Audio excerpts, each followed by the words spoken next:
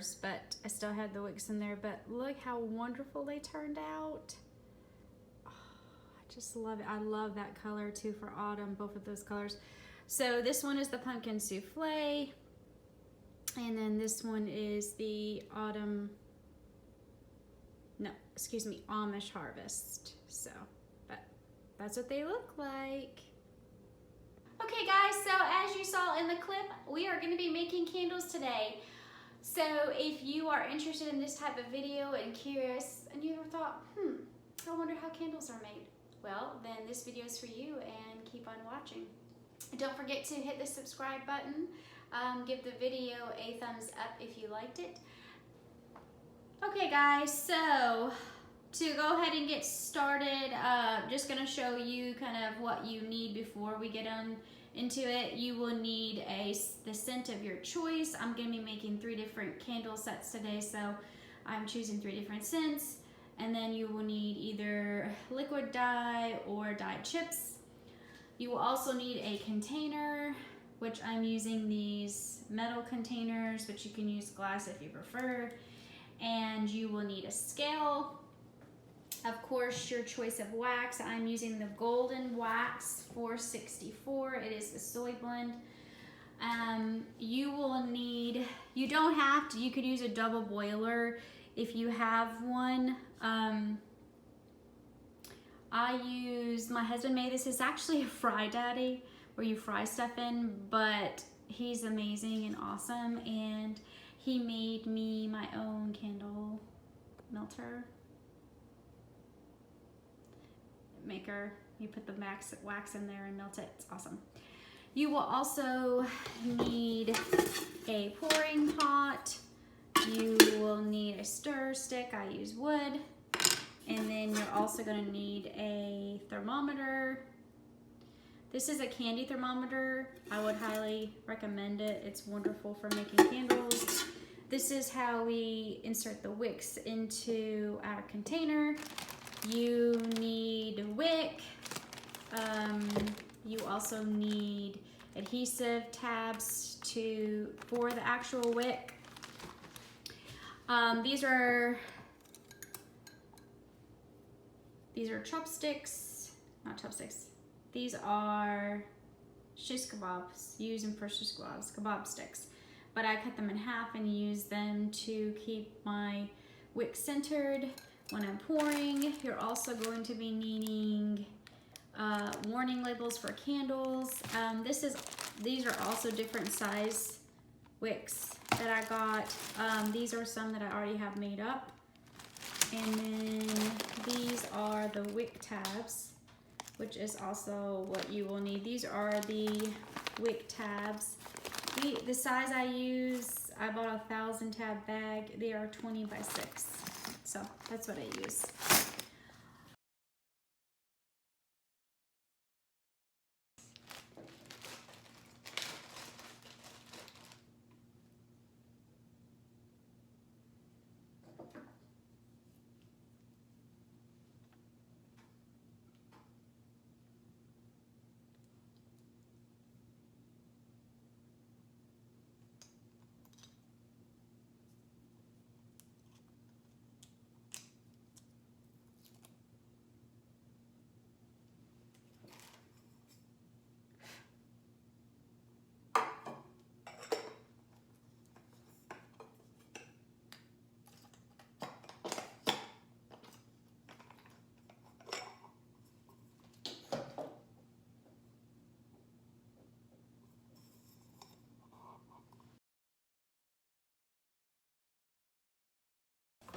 Okay guys, so I went ahead and using my scale here, measured out my wax.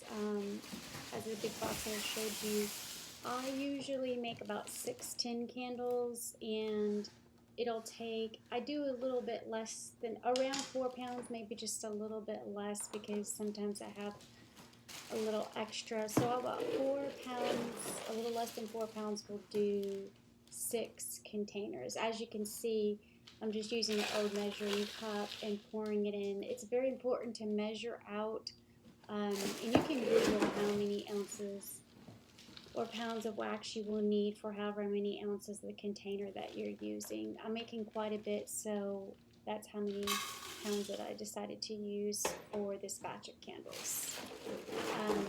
I just pour it inside of the melter, and I usually have the melter on the candle wax melter about 200, maybe just a little bit higher to melt it.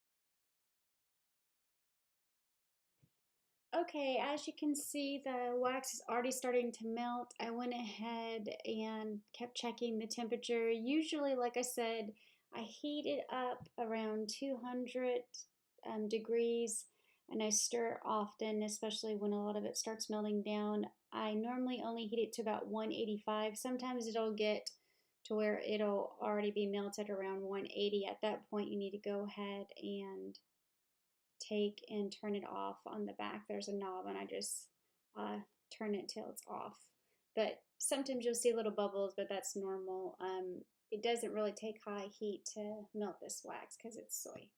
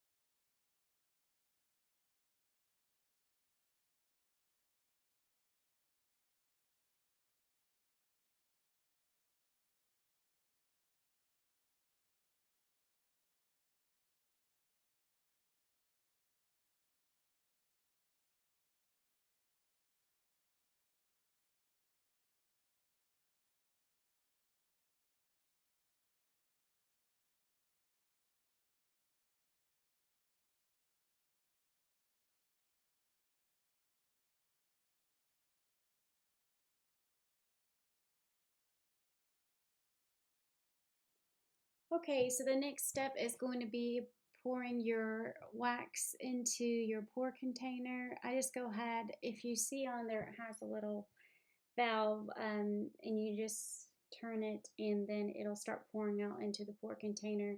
And I kind of tilt the pour container a little bit. It just seems to help it have less air bubbles and splashing around, which actually makes a difference when you pour them into your containers, because you don't want to have a lot of the air bubble or air pockets in there, because then it won't set as pretty. So that's kind of important. So keep that in mind when you're doing it. And then I try to let it sit there and pour for as long as it takes to get out, and then I'll turn the valve off, and then I'll pour the rest in the container, and I'll let it sit for just a little bit and then pour it.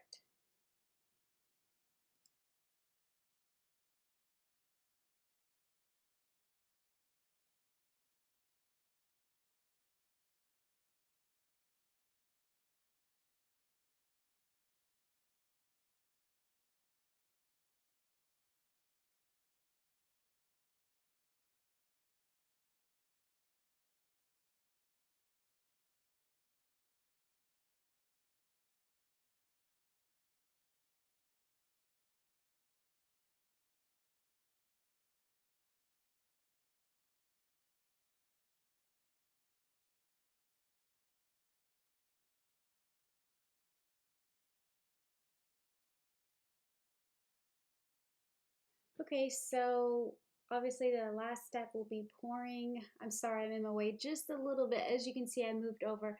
But when you're pouring these, I always try to start in the back and move forward. But as you can see, I already have my wick set, like we already showed you how to do. But just kind of pour gently and smoothly when you're pouring it out. Don't try to dump it in there. As you can see, I let it be very gently and consistently with my hand movements. That's just to keep it from getting a lot of air pockets in it, and it'll help it set up better. But I just continued pouring until all of them were filled to the top.